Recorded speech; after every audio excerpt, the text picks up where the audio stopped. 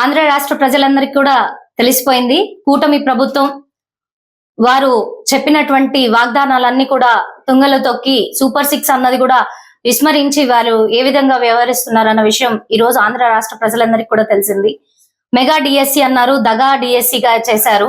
అదే విధంగా ఆడపిల్లల విషయంలో కూడా ఎంత నిర్లక్ష్యత వ్యవహరిస్తున్నారు అన్నది అందరికి కూడా అర్థమవుతుంది.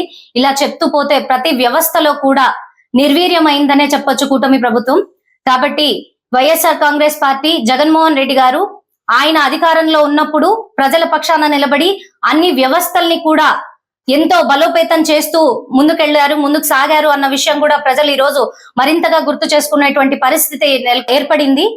కాబట్టి అప్పుడు ఇప్పుడు ఎప్పుడు కూడా జగన్మోహన్ రెడ్డి గారు ప్రజల పక్షాన ఉంటారు అని తెలియజేయడం కోసం ఈ రోజు వైఎస్ఆర్ కాంగ్రెస్ పార్టీ మరొకసారి ప్రజలందరి కోసం, ముఖ్యంగా మన వ్యవస్థలన్నిటికీ వెన్నెముకగా రైతే రాజు అన్నటువంటి వ్యవస్థగా నాడు రాజశేఖర్ రెడ్డి గారి నుంచి జగన్మోహన్ రెడ్డి గారు కూడా రైతును రాజుగా పరిగణించి వారి కోసం సంక్షేమ పథకాలు ఇవ్వడమే కాకుండా రైతు భరోసా కేంద్రాల ద్వారా కూడా గ్రామీణ ప్రాంతాల్లో టెక్నాలజీని కూడా వారు ఏ విధంగా ఉపయోగించుకోవచ్చు అనేది వారికి అతి చేరువ చేస్తూ ఆర్బీకే కేంద్రాలను ఏర్పరిచారు.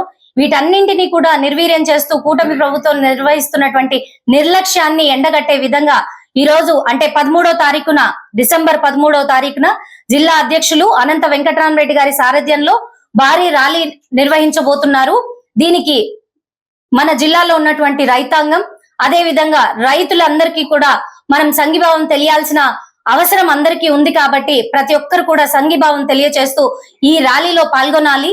ర్యాలీ వైఎస్ఆర్ విగ్రహం దగ్గర నుంచి ర్యాలీ మొదలై కలెక్టరేట్ వరకు వెళ్లి కలెక్టర్ కి మా యొక్క విన్నపం తెలియజేసి ఆయనకు రిప్రజెంటేషన్ ఇవ్వడం జరుగుతుంది.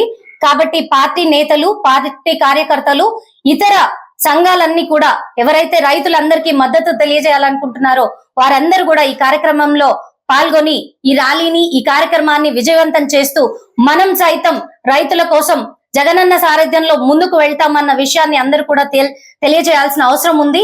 ఇది కూటమి ప్రభుత్వానికి ఒక చెంపపెట్టులాగా వాళ్ళు ఖచ్చితంగా రైతులకు న్యాయం చేసే విధంగా ముందుకెళ్లాల్సిందిగా మనందరం కూడా పాటుపడదాం.